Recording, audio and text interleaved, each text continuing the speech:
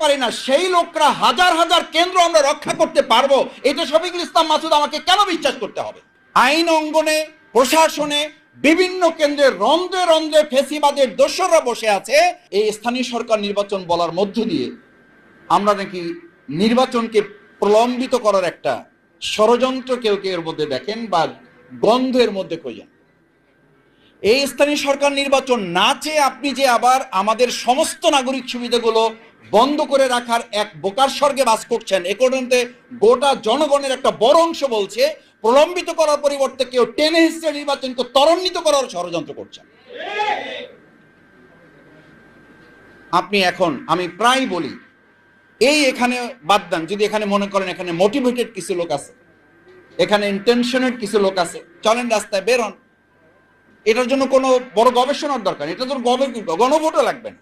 আপনি প্রেস ক্লাবের সামনে একটা জায়গা কোয়ারি করেন, আটকে দেন, 100 জন লোককে ধরেন, তাদেরকে জিজ্ঞেস করেন যে ভাই এখন কি নির্বাচন, বিচার, সংস্কার কোনটা দরকার?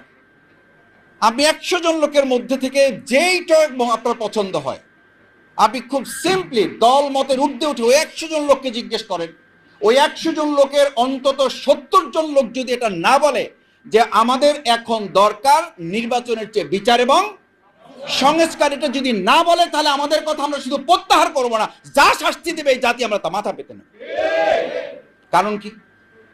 এটার জন্য কারণ তো আছে ভাই, এটার জন্য তো কারণ আছে। সেই কারণগুলো হচ্ছে আমাদের শিক্ষিত জাতি, শিক্ষিত অঞ্চল, শিক্ষিত গোষ্ঠী, তারাই আমরা বক্তৃতা করছি। আমার কথা না শুনলে টিউনও থাকতে পারবেন না, আমার কথা না শুনলে ওসি থাকতে পারবেন না, এলাকা ছাড়তে হবে।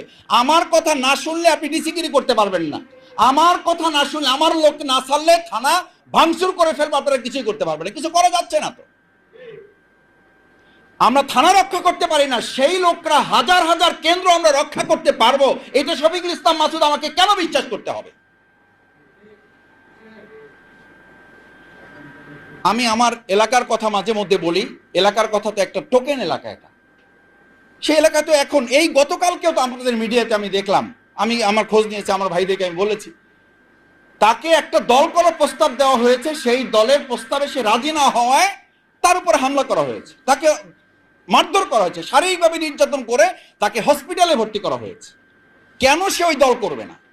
তাহলে ফেসিবাদ মুক্ত আমরা যখন বলছি, সেই ভাইয়েরাই আবার যখন বলেন আইন অঙ্গনে, প্রশাসনে, বিভিন্ন কেন্দ্রে রন্ধ্রে রন্ধ্রে ফেসিবাদের দোসররা বসে আছে, সেই দোসরদের দিয়ে আপনি কি করে অবাধ, সুষ্ঠু, অংশগ্রহণমূলক, নিরপেক্ষ একটা নির্বাচন আপনি করবেন? এটা কি করে আপনি আশা করেন?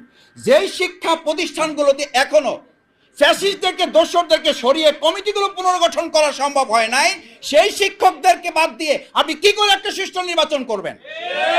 এই শিক্ষকরাই তো প্রিজাইডিং অফিসার বাবু বিজলি কেন্দ্রে তারা দায়িত্ব পালন করবে। আমরা আমাদের মাননীয় শিক্ষা উপদেষ্টা মহোদয়ের সাথে কেন্দ্রীয় সভাপতি, আজকের প্রধান অতিথি অধ্যাপক মুজিবুর রহমান সাহেবের নেতৃত্বে আমরা একটা টিম গিয়ে দেখা করে তাকে বলেছি, আমাদের কথাগুলো তাকে জানিয়েছি। সেই কথাগুলোর মধ্যে একটা উল্লেখযোগ্য কথা ছিল, আমাদের সম্মানিত শিক্ষকবৃন্দ যারা বিভিন্নভাবে এখনো নিগৃহীত, শিক্ষকদেরকে রাস্তায় বসিয়ে রেখে আমরা চেয়ারে বসিয়ে থাকি, এটা একটা জাতির উন্নতির কোনো চিত্র হতে পারে না। শিক্ষকদেরকে দিনের পর দিন রাস্তায় ঘুরিয়ে আমরা এসির মধ্যে বসে সিদ্ধান্ত গ্রহণ করে দেশ চালাবো, এটার জন্য আমাদের ভাইয়েরা, বোনেরা, আমাদের শিক্ষকেরা এই প্রেস ক্লাবের সামনে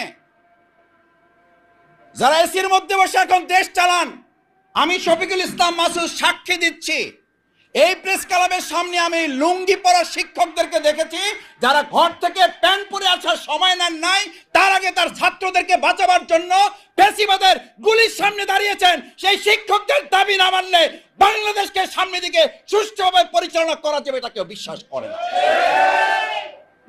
আসুন সেই শিক্ষকদের দাবি আদায়ে আমরা বর্তমান অন্তর্বর্তীকালীন সরকারকে অনুরোধ করব, আহ্বান করব, এরপরে যদি না হয় তাহলে তাদের আন্দোলনের সাথে আমরা একাত্মতা ঘোষণা করে রাজপথে নামা ছাড়া তো আমাদের আর কোনো পথ থাকবে না।